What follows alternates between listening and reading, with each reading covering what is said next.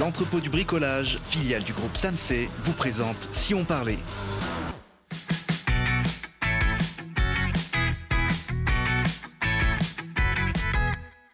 Parce que c'est important de regarder aussi ce qui se passe près de chez nous. Télé Grenoble vous donne la parole tous les jours du lundi au vendredi à 19h15, 20h15 et 23h15. Aujourd'hui, on va parler football avec un des arbitres les plus célèbres de Ligue 1, d'innovation technologique avec une enceinte baladeuse et d'un jeu de cartes qui peut rapporter gros. Et pour parler de ces sujets, je reçois Guillaume Diaz, joueur de poker professionnel au sein du team Winamax. Bonjour. Bonjour.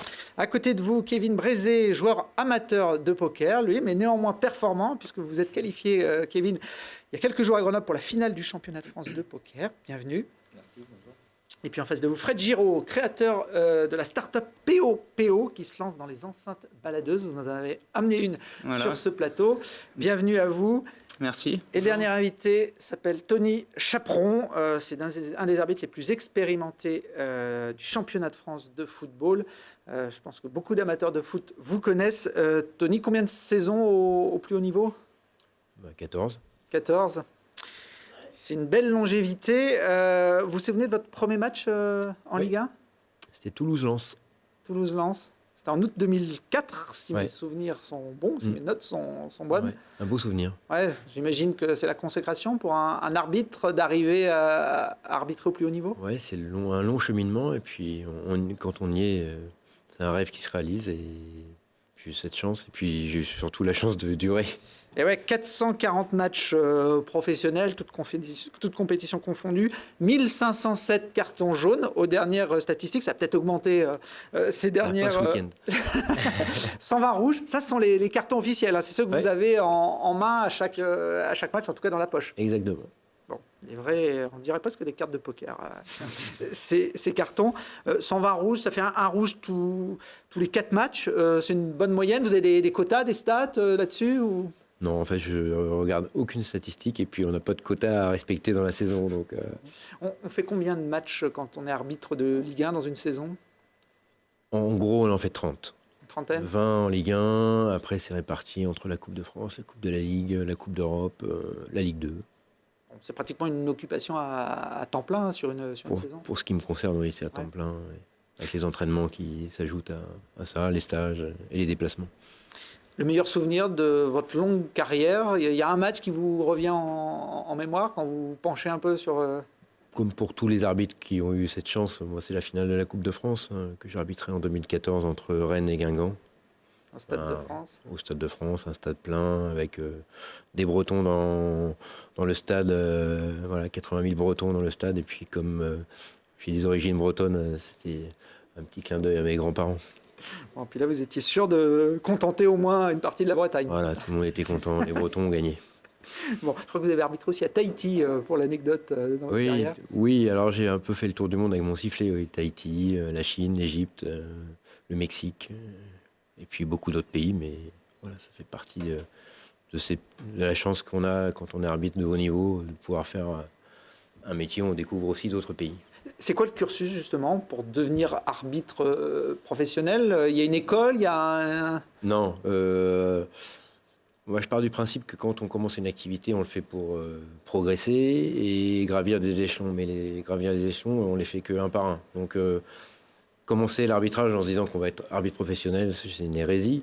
Le chemin est tellement tordu parfois et puis piégeux, qu'on ne peut pas miser sur une carrière, donc c'est trop compliqué. Il y a le hasard, il y a la chance, il y a le talent aussi, mais il y a le travail. Donc c'est difficile de se projeter sur une carrière de professionnel. Et quand on monte un escalier, mieux vaut s'attaquer à la première marche qu'à la dernière. Donc step by step, c'est comme ça qu'on atteint le haut niveau. Mais il ne faut pas faire de plan de carrière du tout, parce que c'est tellement aléatoire que je crois que ce serait une erreur d'indiquer aux jeunes qu'il faut s'engager dans cette voie. Il faut le faire avec plaisir, avec passion, et puis les résultats finissent par arriver. Il n'y a pas de centre de formation, comme c'est le cas pour les jeunes joueurs de football ? Il y a aujourd'hui des lycées qui proposent des formations autour de l'arbitrage, mais ce sont des options. Voilà, et c'est pas... Alors, il y a quelques arbitres qui sont issus de cette formation, mais il y a aussi certains qui sortent jamais de... C'est comme dans les centres de formation pour les footballeurs. Hein. On a le même principe que les footballeurs. on est amené un jour à percer, on ne sait pas trop pourquoi, on a eu la chance de rencontrer la bonne personne, et puis après on a des bons résultats et on a aussi de la chance. Et puis parfois on est rétrogradé, comme les équipes. Donc c'est un peu le... Donc on peut passer de Ligue 1 à Ligue 2. Et oui, et j'ai même un collègue là, récemment qui était en Ligue 1 et aujourd'hui il est en CFA, donc en 2 ans, c'est terminé. Donc ça peut aller très vite. Encore plus vite qu'on va dire que dans le monde sportif des équipes en général, on dirait qu'on rétrograde d'une division par an. Une division, sauf si on dépose le bilan. Ça, vous parlez d'un club qu'on a bien connu à Grenoble il y a quelques années, qui est effectivement passé de la Ligue 1 au CFA en 2 ans. Mais bon, malheureusement, oui. Ils sont repartis sur de bons chemins pour l'instant, le GF38. Vous êtes d'ailleurs licencié oui. au Grenoble Foot 38. Depuis 15 ans. Fidèle à vos terres. Alors vous avez la chance d'exercer en Ligue 1, ce qui vous permet de côtoyer le plus haut niveau français. Il y a quelques jours, vous étiez au Parc des Princes pour arbitrer PSG Nice. On a quelques images de ce match. Alors il n'y avait pas Neymar, hein, il était suspendu par un de vos collègues. Voilà. Il m'a privé de la chance de l'arbitrer. Mais... On y pense justement quand on arbitre des joueurs aussi renommés, aussi talentueux. On arrive à être un peu spectateur du match Spectateur, non, parce que ça demande une telle concentration qu'on ne peut pas l'être. Mais en revanche, on a une sensibilité particulière sur certains joueurs, des créateurs, des buteurs, parce qu'on sait que ce sont souvent des cibles pour les adversaires. Donc on est vigilant à les protéger.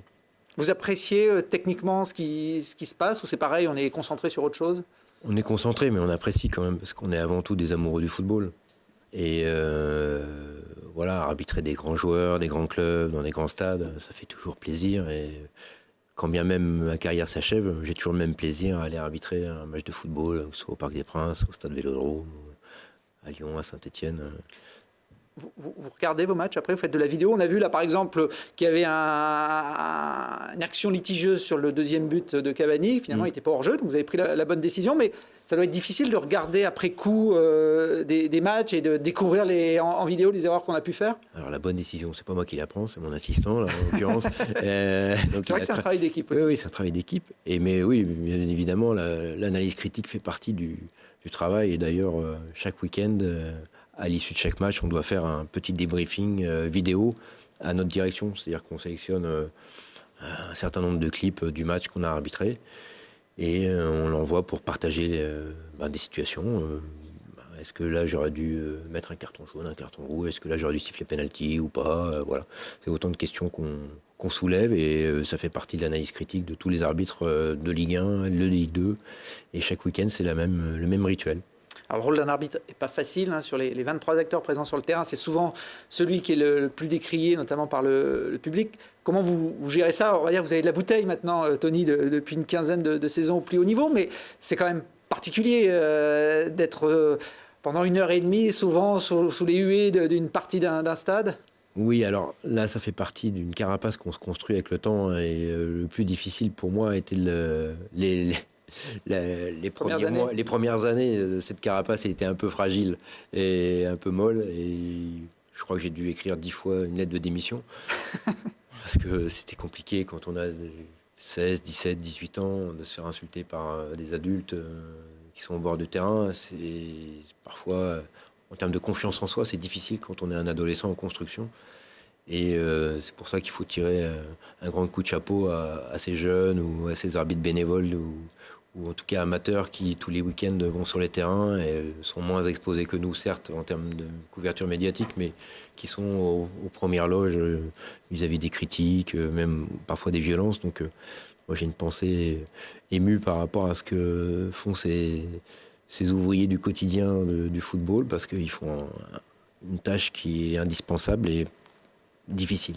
Comment on peut faire évoluer les choses ? Il y a quelques jours, ont eu lieu les journées de l'arbitrage, c'est une opération nationale. On voit par exemple Daniel Narcisse, un champion de l'équipe de France de handball, qui s'est retrouvé à arbitrer un match. Alors c'est des enfants, c'est un autre contexte, mais faire arbitrer au moins une fois ou deux dans leur vie des footballeurs pour qu'ils se rendent compte peut-être de la difficulté de cette place? Je dirais qu'une fois ou deux, c'est peu. On devrait le faire par saison. Je pense que... Là, on voit Ludovic Giuli. Je ne sais pas s'il a arbitré beaucoup de matchs dans sa vie, mais... Non, en plus, il était un petit peu pénible, Ludovic Giuli, sur le terrain.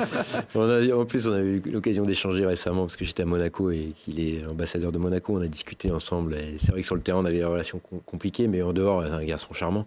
Mais arbitrer, effectivement... quand on est joueur, je pense que c'est un atout considérable. Moi, quand j'étais joueur et que j'ai en parallèle été arbitre, j'ai trouvé que j'étais meilleur joueur en fait. Je comprenais mieux le jeu, je l'analysais mieux et je comprenais mieux l'arbitre et je comprenais un peu mieux comment jouer avec la règle aussi.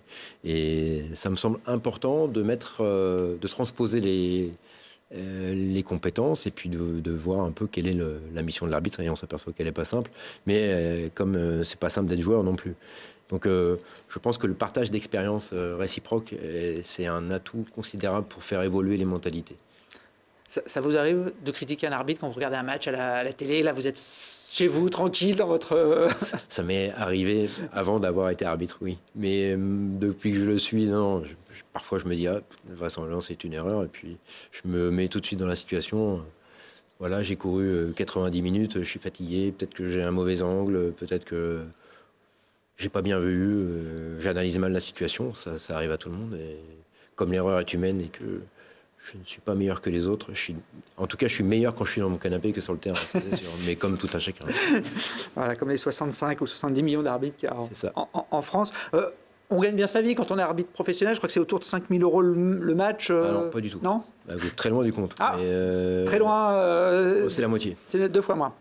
D'accord. Voilà. Donc, j'ai vu que les arbitres français étaient les moins bien payés en Europe, en tout cas, parmi les grands championnats. Sur les grands championnats, on n'est pas les mieux lotis, ça c'est sûr. Oui.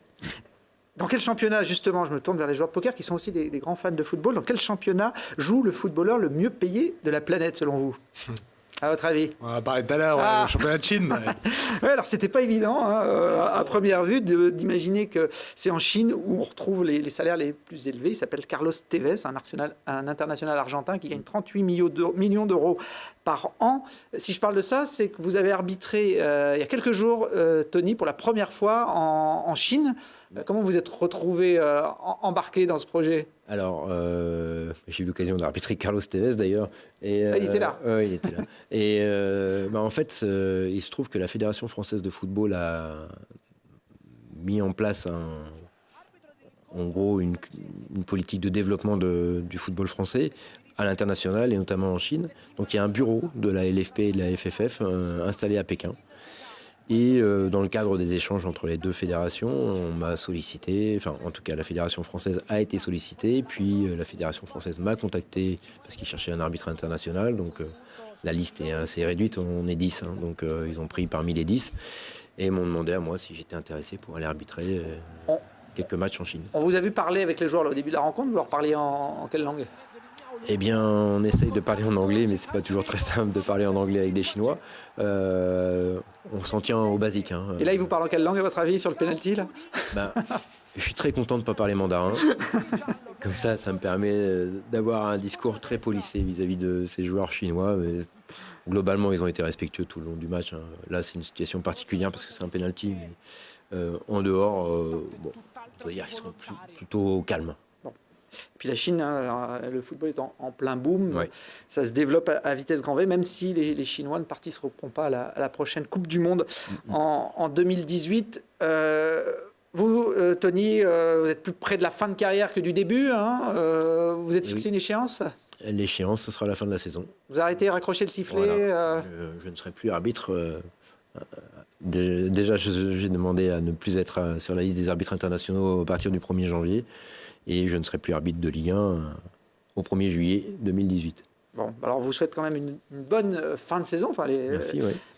Même pas à la moitié. Et puis encore de belles émotions, parce qu'on se fait plaisir quand même quand on arbitre des matchs de haut niveau. Alors, je ne sais pas si vous êtes un joueur de poker, mais Winamax, forcément, ça vous parle parce que vous devez le voir pratiquement toutes les semaines sur les terrains de Ligue 1. Hein. Ils sont sponsors du PSG, de Saint-Etienne, de Bordeaux et de Lyon. Mais Winamax, Guillaume Diaz, c'est aussi le nom d'une équipe de joueurs de poker professionnels dont vous faites partie. C'est le nom d'un site internet. D'ailleurs, je crois qu'il y a Patrick Bruel qui était à l'origine de la création de ce site et de cette marque. Ouais, il fait partie des fondateurs et des actionnaires. Bon, c'est un bon joueur de poker, Patrick Bruel. Ouais, c'est un bon joueur de poker. Ouais. Il chante aussi, paraît-il. Mais c'est à travers d'ailleurs ce site, Winamax, que vous avez découvert le poker quand vous étiez étudiant à Grenoble. Ouais, exact. J'ai découvert quand j'avais 17 ans via un ami qui, lui, avait 19 ans et jouait déjà en ligne sur Winamax. Et il m'a montré ça lors d'une pause déjeuner alors qu'on était au lycée, à l'ITEC, pas très loin d'ici. Et donc voilà, donc j'ai découvert ça comme ça. Et puis après, on a fait des petites parties ensemble. Et puis petit à petit, c'est devenu une passion et puis ensuite un métier. Bon, 17 ans, normalement, on n'a pas le droit de jouer au jeu d'argent, mais bon. Pas sur Internet, j'ai pas commencé sur Internet. C'est vrai. Après, ouais. Donc vous êtes joueur professionnel, d'ailleurs vous l'êtes devenu en vous faisant remarquer par le biais de tournois que vous jouiez sur ce site Internet. Exactement, en fait, j'ai remporté une promotion sur Winamax qui propose à tous les joueurs de participer à un tournoi qui peut leur permettre d'intégrer la team pendant un an. Et donc j'ai intégré cette team pro pendant un an et ça s'est bien passé, donc j'ai été renouvelé et puis voilà, je suis dans le team depuis 4 ans maintenant. 4 ans en tant que joueur professionnel, c'est quoi la vie d'un joueur de poker? Eh ben, c'est une vie où on a des horaires un petit peu décalés, où on se lève un petit peu plus tard que la normale, où on vit un petit peu la nuit de temps en temps, parce que sur Internet, les gros tournois se démarrent à partir de 20h, donc ça peut durer jusqu'à 2, 3 et 4 heures du matin. Et puis après, on voyage aussi pas mal, parce qu'il y a des tournois un petit peu partout dans le monde. Donc pour aller jouer les plus gros tournois internationaux, on voyage assez souvent. On vous voit là, le Rio, c'est le temple du poker à Las Vegas. C'est là où se déroulent chaque année les championnats du monde de la discipline au mois de juin. C'est des tournois. On compare souvent le poker à un sport. Il y a 2 écoles. On vous voit hyper concentré là sur ces images. C'est vraiment un effort de remporter, en tout cas de durer dans des tournois aussi compliqués. C'est clairement un effort mental et ça demande une préparation qui est proche des sportifs de haut niveau. Après, de là à appeler ça un sport, c'est quand même très compliqué. Il n'y a pas de fédération. On joue de l'argent directement, donc il y a une petite contradiction avec les bases du sport. Mais c'est sûr que la préparation et les efforts que ça demande et la différence qu'on peut faire par rapport aux amateurs est très proche des différences qu'on va voir entre un footballeur professionnel et un footballeur amateur. C'est quoi vos qualités qui vous permettent de sortir du lot? La patience, la capacité à travailler régulièrement, la capacité à progresser, à se remettre en question, à analyser ses faiblesses, ses forces, savoir se remettre en question, savoir gérer ses émotions, beaucoup de choses qui sont en lien avec le sport. Alors là, les amateurs de poker reconnaîtront Phil Hellmuth, c'est un peu le Neymar du poker, puisqu'on parlait de football. Ouais, en moins classe, on va dire. En moins classe. Mais c'est un peu ça, ouais. Bon, vous êtes tout jeune, c'est un domaine dans lequel vous comptez faire carrière, comme Phil Hellmuth par exemple? C'est un domaine dans lequel je compte rester assez longtemps, en tout cas tant que la passion me motivera. C'était mon moteur premier de vouloir être joueur de poker et ça l'est toujours. Donc tant que la passion sera là, je vais continuer à jouer et puis tant que je serai gagnant aussi, évidemment. Je crois que vous auriez pu faire du golf à haut niveau. Quand j'étais un peu plus jeune, quand j'avais 15-16 ans, je me destinais à être prof de golf et puis la vie en a voulu autrement. Bon, 600 000 $ de gains en 4 ans dans ces tournois en live. Je crois que vous êtes aussi très prolifique sur Internet, donc ça fonctionne bien. Votre plus grosse victoire d'ailleurs en ligne, vous l'avez obtenue dans des conditions un peu particulières. Ouais, je l'ai obtenue en rentrant de Macao. En fait, j'ai participé à un tournoi. Le premier jour se déroulait le dimanche soir. Je l'ai joué dans mon hôtel à Macao. Et le lundi soir, je me suis retrouvé à jouer le deuxième jour dans un avion en rentrant de Macao. J'ai eu la chance d'être avec une compagnie aérienne qui proposait du Wi-Fi qui était très stable. Et donc voilà, j'ai joué pendant 10 heures, pendant presque tout le vol, quoi, et j'ai fini par gagner au-dessus du Kazakhstan, je crois. Voilà, c'était la bonne histoire. 72 845 € pour être précis. C'est un voyage en avion bien rentabilisé, ce qu'on peut dire. Kevin, alors vous êtes un amateur, vous suivez les performances des professionnels comme Guillaume? Ouais, ça m'arrive.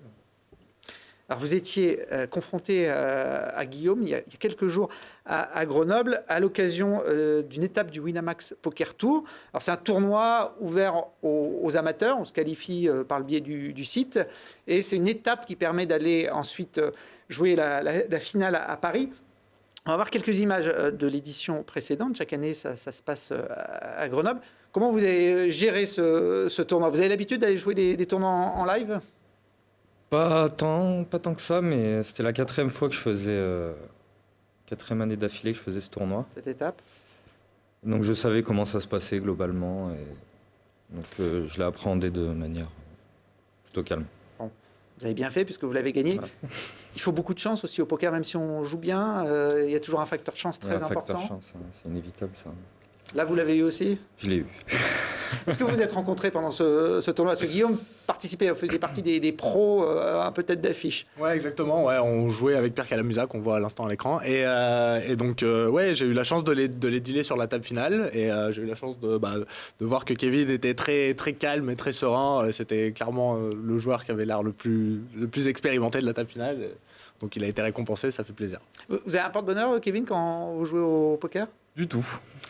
Il y a des joueurs qui ont des gris-gris, qui ont Ouais. des choses. Regardez, j'ai trouvé cette photo de Guillaume. C'est quoi ça? C'est votre porte-bonheur? C'est pas. Non, non, c'est un bizutage, ça. Ah d'accord. Ça, c'est un bizutage, ouais. Non, c'était mon premier tournoi sous les couleurs de Winamax. J'ai dû jouer tout un tournoi comme ça. C'était Bon. sympa. Alors, avec cette performance à Grenoble, Kevin, vous avez participé à ce qu'on peut appeler la finale du championnat de France. On voit quelques images, ça aura lieu au mois de mars à Paris. Et là, ça rigole pas, il y a 500 000 euros à gagner. Ça peut changer un peu au cours d'une vie. Ouais, clairement. C'est- Je vais y aller sans pression, puis ce qui se passera sera du bonus. Hein. On verra bien. Vous comptez vous entraîner, faire quelques tournois live. C'est pas évident de Ouais, trouver des tournois réels dans la région. C'est sûr. À part au Casino du Riage. Ouais, ou sinon on peut participer à des associations. Il y a des associations Oui. comme Grenoble Poker qui organisent des tournois soit gratuits, soit vraiment pas chers chaque semaine. Et je pense que c'est un bon moyen de débuter, de progresser un petit peu sur le jeu, sur les vraies tables. Et puis vous pourrez demander quelques conseils à Guillaume. Oui, Il y avec participera grand plaisir. aussi à ce championnat, mais bon, entre Grenoblois, vous pouvez vous filer un petit coup de main. Fred, joueur de poker ou pas? Pas beaucoup, non. Pas footballeur non plus. Non plus. Ouais. Bon. Si, je partage quelque chose quand même, les horaires de travail. Ah, Toute la nuit. vous aussi, Toute la vous nuit êtes aussi. en décalé depuis que vous travaillez sur ce projet d'enceinte innovante, une enceinte musicale qui a la particularité d'être transportable un petit peu partout. Il est venu d'où ce projet? Alors, le projet, il vient de passion partagée avec le deuxième cofondateur, Robin. On a toujours aimé la musique, la fête, et puis aussi tous les sports et le milieu un peu extérieur. Et on voulait un peu relier tout ça, et donc fabriquer une enceinte qui nous permettait d'avoir une qualité qui est aujourd'hui réservée à l'intérieur, mais de le rendre transportable en tout lieu. Donc est né les premières enceintes vraiment transportables, et qui servent à faire la fête, à avoir de la qualité en tout lieu. Alors, on va voir quelques images d'ailleurs de votre produit qui se balade autant, on va dire, dans des espaces publics, même en montagne. On a le droit, il y a une législation pour aller faire du bruit, entre guillemets, enfin de la musique en plein air. Alors, il n'y a pas de règle là-dessus. Nous, notre vraie mission, notre cœur du développement, ça a été d'apprécier de la musique sans limite. Donc, sans limite, forcément, ça a délié des contraintes et on peut aujourd'hui l'amener dans tout lieu. Donc, évidemment, en montagne. Après, jusqu'à présent, il n'y a pas d'interdiction. Plein de soirées se font en forêt, comme à la plage, mais également à l'intérieur pour passer d'une maison à une autre. Alors, vous l'appelez le vaudou, hein, cette machine au design particulier. 6 kilos, c'est un pack de lait à peu près Ouais, exactement. C'est aussi le cartable d'un sixième.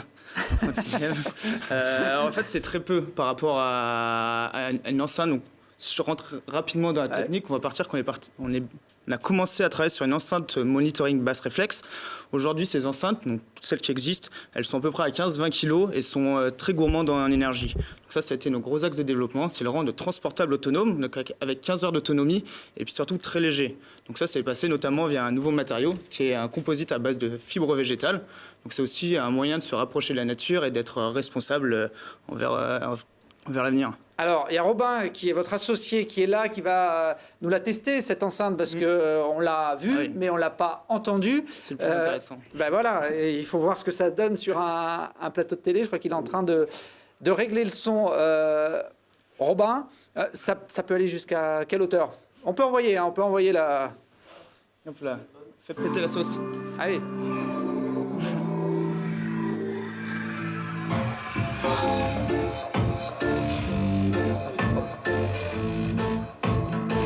Je pense qu'on l'entend bien là déjà sur le plateau. Il n'est pas à fond là, j'imagine. Comment? Il n'est pas à fond. Non, il est pas à fond. Ouais. Donc là, vous avez pu le tester. Ce qui était vraiment important pour nous, c'est d'avoir ce ressenti physique qui est justement limité aujourd'hui à des usages d'intérieur. Donc le fait de rendre transportable, aujourd'hui tout le monde est allé dans la miniaturisation. On va parler dans un enceinte Bluetooth. Là justement, nous on a gardé cette nature de la musique qui est physique, quoi. Donc on met pas de CD, hein, c'est uniquement Ouais. via... C'est plutôt moderne. Non mais ok, j'ai compris le message. Nous avec Tony, on était encore même au vinyle. Mais bon, il faut vivre avec son temps. C'est un travail de 2 ans que vous avez développé, notamment au Tarmac, hein, sur InnoValley. Ouais. Alors donc il y a 2 ans exactement, on a tous les deux quitté nos boulots respectifs. On s'est lancé à pieds joints dans ce projet et donc on a intégré la pépinière du Tarmac sur InnoValley. Donc forcément une pépinière c'est très important dans le développement parce que ça permet d'avoir accès à un réseau, à un accompagnement et puis c'est aussi quelque part un tampon pour des prochains partenariats, pour des demandes d'investissement, etc. Donc en 2 ans, nous, on a énormément travaillé dans un premier temps le produit, les innovations qui sont parties, notamment la technique, le matériau et puis aussi l'aspect esthétique. Donc on a vite été rejoint par un troisième associé qui est donc Geoffrey Dromard, notre designer, qui s'occupe de toute l'identité visuelle. Donc ça, c'est pour venir dans une deuxième étape qui a été de créer une marque, de créer une communauté. Donc là, on a souhaité, nous, vraiment sortir des schémas actuels des enceintes qui sont très souvent des caissons noirs ou des cubes noirs, surtout dans ces puissances et ces types d'enceintes. Donc pour donner une âme, une identité très forte, qui est la nôtre, qui est celle du voodoo. Alors vous l'appelez le Voodoo et vous rentrez dans une phase importante puisque vous allez essayer de la commercialiser et donc la fabriquer en série. Et pour ça, vous avez besoin d'argent. Exactement. Donc là, depuis le 24 octobre, on a lancé une campagne de financement participatif. On a besoin de 80 000 euros pour passer justement de ces pré-séries qui sont encore faits à la main et qui sont relativement chères à des séries industrialisables. Donc commercialiser le produit. Donc ça se passe en ce moment sur Indiegogo. Il y a plusieurs moyens de nous aider. Ça peut passer par des dons, mais également par des préventes avec des très grosses réductions, donc quasiment à prix coûtant.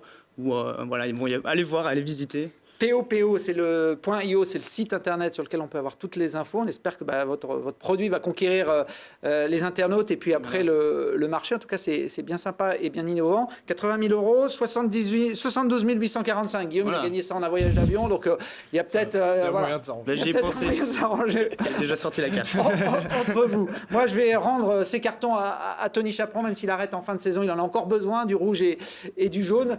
Merci en tout cas d'être venus à tous les 4. Bonne chance pour les joueurs de poker, il en faut. Et puis nous, on se retrouve demain pour d'autres aventures.